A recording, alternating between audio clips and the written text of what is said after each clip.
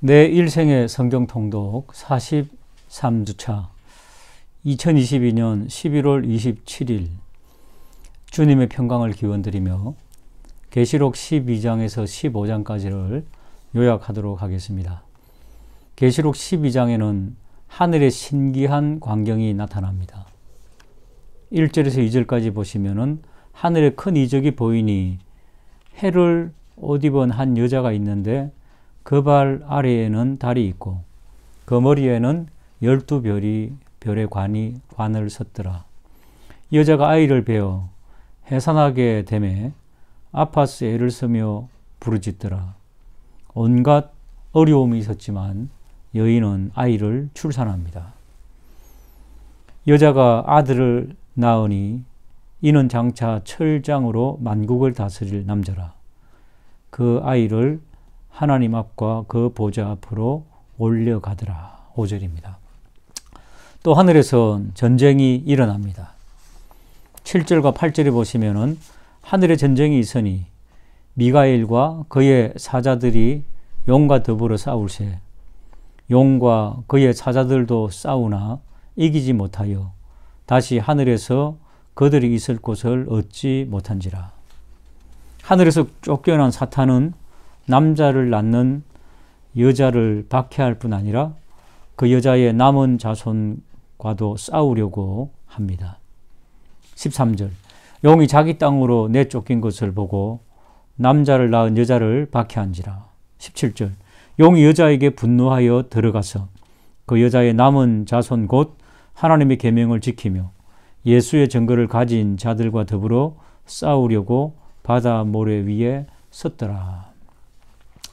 이제 계시록 13장입니다. 본장은 교회를 핍박하는 두 짐승에 대한 내용입니다. 첫 번째 짐승은 1절 내가 보니 바다에서 한 짐승이 나오는데 뿔이 10이요 머리가 7이라. 그 뿔에는 10왕관이 있고 그 머리들에는 신성모독이라는 이름들이 있더라. 4절 용이 짐승에게 권세를 주므로 용에게 경배하며 짐승에게 경배하여 이르되 누가 이 짐승과 같으냐 누가 능히 이와 더불어 싸우리요 하더라. 두 번째 짐승입니다. 두 번째 짐승은 11절에 내가 보면 또 다른 짐승이 땅에서 올라오니 어린 양같이 두 뿔이 있고 용처럼 말을 하더라. 그가 모든 자 곧 작은 자나 큰 자나 부한 자나 가난한 자나 자유인이나 종들에게 그 오른손에나 이마에 표를 받게 하고 누구든지 이 표를 가진 자 외에는 매매를 못하게 하니 이 표는 곧 짐승의 이름이나 그 이름의 수라. 지혜가 여기 있으니 총명한 자는 그 짐승의 수를 세어보라. 그것은 사람의 수니 그의 수는 666이니라 라고 16절에서 18절까지는 짐승에 대해서 묘사하고 있습니다. 이제 계시록 14장 어린 양 예수 그리스도와 구원받은 성도 14만 4천에 관한 내용입니다. 1절에 또 내가 보니 보라 어린 양이 시온산에 섰고 그와 함께 14만 4천이 서 있는데 그들의 이마에는 어린 양의 이름과 그의 아버지의 이름을 쓴 것이었더라. 여기 14만 4천을 다음과 같이 증언합니다. 이 사람들은 여자와 더불어 더럽히지 아니하고 순결한 자라 어린 양이 어디로 인도하든지 따라가는 자며 사람 가운데에서 속량함을 받아 처음 익은 열매로 하나님과 어린 양에게 속한 자들이니 그 입에 거짓말이 없고 흠이 없는 자들이더라. 4절에서 5절까지의 말씀이고요. 이들에 대한 또 다른 정언은 13절에 나옵니다. 또 내가 들으니 하늘에서 음성이 나서 이르되 기록하라. 지금 이후로 주 안에서 죽는 자들은 복이 있도다 하시니며 성령이 이르시되 그러하다. 그들이 수고를 거치고 쉬리니 이는 그들의 행한 일이 따름이라 하시더라. 아멘. 이제 계시록 15장입니다. 마지막 재앙에 관한 내용입니다.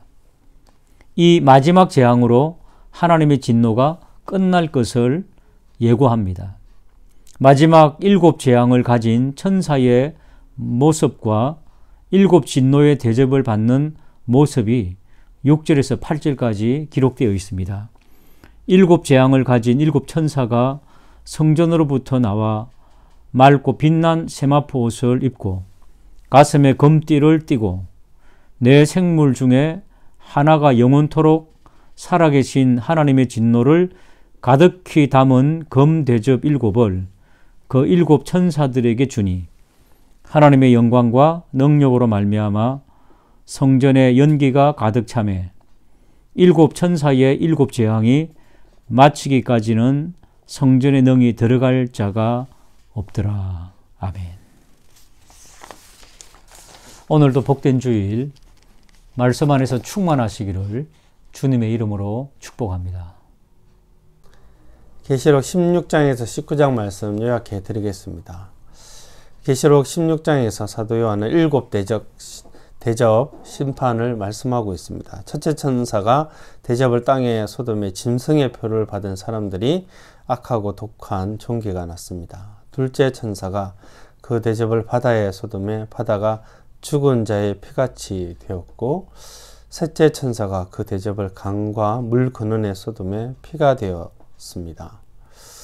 역시 피가 되었죠. 넷째 천사가 그 대접을 해의 소돔에 해가 권세를 받아 불로 사람들을 태웠습니다. 다섯째 천사가 대접을 쏟으니 곧 어두워지며 사람들이 아파서 자기 혀를 깨물고 있었습니다. 여섯째 천사가 그 대접을 큰 강 유브라데의 소돔에 강물이 말라버렸죠. 그래서 동방에서 오는 왕들의 길이 예비되었습니다. 일곱째 천사가 그 대접을 공중의 소돔에 큰 음성이 성전에서 보좌로부터 나서 이르되 이제 되었다 하시고 번개와 음성과 우레소리가 있고 큰 지진이 있어 엄청난 이 큰 지진 가운데 사람들이 고난을 받게 되었습니다. 또한 무게가 1달란트나 되는 몇십 킬로그램이 되는 거의 한 60kg 되는 큰 우박이 하늘로부터 사람들에게 내리며 사람들이 그 심판 가운데 고통하며 하나님을 비방하였습니다. 계시록 17장에서 성령은 사도 요한을 데리고 광야로 가게 되는데 그곳에서 어떤 여자를 보게 됩니다. 붉은빛 짐승을 타고 그 짐승의 몸에 하나님을 모독하는 이름이 가득 차 있었습니다. 또한 그녀의 이마에는 바벨론이라는 음녀들과 가정한 것들의 엄이라는 그 이름이 쓰여져 있었죠. 이 여자가 성도의 피와 예수의 정인들의 피에 취한 것을 보고 사도 요한은 굉장히 소름 끼쳐 했습니다. 여자와 그 탄 7머리와 10뿔 가진 짐승의 비밀을 하나님은 말씀해 주셨습니다. 7머리는 7왕이며 10뿔 역시 10왕인데 아직 나라를 얻지 못하였습니다. 다만 짐승과 함께 임금처럼 한동안 권세를 받을 것입니다. 그리고 이 모든 것들이 어린 양과 싸울 것이지만 우리 주 어린 양께서는 만주의 주이시요 만왕의 왕이시기에 그들을 반드시 이기실 것이며 그와 함께 있는 자들도 이길 것이라 말씀하고 있습니다. 18장에서는 바벨론의 멸망을 말씀하고 있습니다. 이 견고한 성이 순식간에 무너질 것이며 땅의 상인들은 그것들 때문에 울고 애통할 것입니다. 그 상인들은 불타는 성을 보고 울며 이렇게 이야기할 것입니다. 화로다 이 큰 성이여 바다에서 배를 소유한 자들은 모두 저 성의 제물로 다 부자가 되었다. 그런데 이제는 이 많은 부도 한순간에 사라지고 말았구나 이렇게 탄식하게 될 것입니다. 그러나 하늘의 성도들과 사도들과 선지자들은 기뻐할 것입니다. 왜냐하면 하나님께서 심판을 행하셨기 때문입니다. 19장은 이런 본격적인 심판이 끝난 후에 허다한 많은 분들이 하나님을 찬송하게 됩니다. 구원과 영광과 능력이 하나님께 있으며 그리고 그의 심판은 공의롭기 때문에 할렐루야 찬송하게 되는 것입니다. 천사가 요한에게 말하되 어린 양의 혼인잔치에 청함을 받은 자들은 복되다 이렇게 말씀하신 것이죠. 그리고 하나님께서 하신 이 모든 말씀이 참된 것임을 선포하였습니다.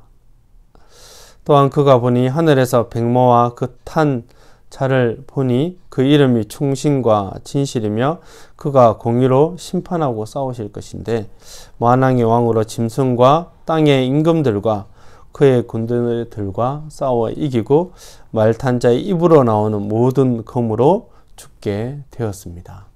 이상 계시록 16장에서 19장 말씀 요약해 드렸습니다. 11월 29일 성경 통독 본문은 요한계시록 20장부터 22장까지입니다. 19장에서 시작된 천년 왕국과 사단의 멸망 및 전 인류의 최후 심판, 즉 대종말 사건의 묵시들에 대하여 계속해서 전하고 있습니다. 전반부는 사단이 무저갱에 갇혀 있는 동안 성도들이 그리스도와 더불어 천년 동안 왕노릇할 것을 보여주는 소위 천년왕국의 묵시를 전합니다. 그리고 중반부는 천년왕국 이후에 사단과 그리스도와의 최후의 전쟁으로서 이로 인해 전 인류의 심판에 앞서 가장 먼저 타락하여 하나님께 반역하고 범죄한 자유, 인간 전체를 죄성으로 오염시킨 사단이 영원히 징벌을 받게 되어 멸망당하는 묵시를 전합니다. 끝으로 사단의 멸망 후 전 인류가 부활하여 하나님 앞에 나아가 생명책에 기록된 그 행위대로 최종 심판을 받는 백보자 심판에 대하여 전하고 있습니다. 21장은 새 하늘과 새 땅 및 새 예루살렘에 대한 묵시들에 대하여 전합니다. 먼저 1절부터 8절은 새 하늘과 새 땅이 도래할 것에 대하여 전하는데 이는 영원한 안식세계의 특징들을 설명하고 있는 것입니다. 그 특징 중 첫 번째는 현 세계와 완전히 다른 새로운 세계라는 것이고, 두 번째는 하나님과의 동거, 동행하는 삶을 살아가며, 세 번째로 모든 고통과 눈물과 곡하는 것이 사라짐을 전합니다. 그리고 이기는 자의 결과와 악을 행하는 자의 결과에 대하여 전하며 그리스도를 믿고 승리할 것을 권면합니다.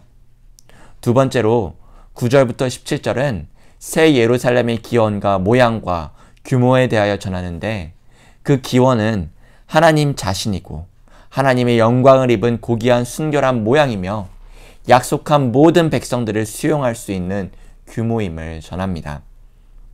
끝으로 18절부터 27절은 성을 지을 재료로 가장 귀한 보석에 대하여 전하고 그곳의 생활에 대하여 전합니다. 즉 하나님과 동행하기에 성전이 없고 오직 빛과 영광만이 가득하며 문이나 밤도 없고 그곳의 사람들은 선한 일만 행함을 전합니다. 그리고 오직 생명책에 기록된 자들만이 들어갈 수 있는 곳임을 전하고 있습니다. 마지막 22장은 성경의 대미를 장식하는 본장으로 크게 두 부분으로 나뉘어집니다. 먼저 전반부 1절부터 5절은 최종적인 대종말 사건들이 모두 종결되고 난 뒤 필연적으로 도래할 하나님 나라에 들어갈 성도들과 그곳에서 삶을 최종적이며 결론적으로 언급하고 있음을 볼 수 있습니다. 그곳은 하나님의 생명수가 흘러나오는 생명나무가 무성하여 영원한 생명을 누림으로 에덴 동산에서 잃었던 모든 것이 회복되어지기에 그 어떤 저주도 죄악도 없는 복된 삶을 누리게 될 것을 전합니다.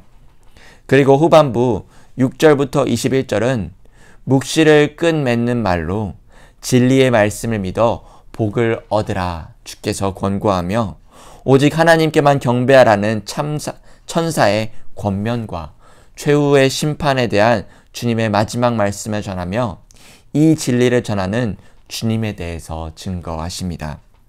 이어서 성도를 향한 성령과 교회의 하나님 나라의 초대를 하십니다.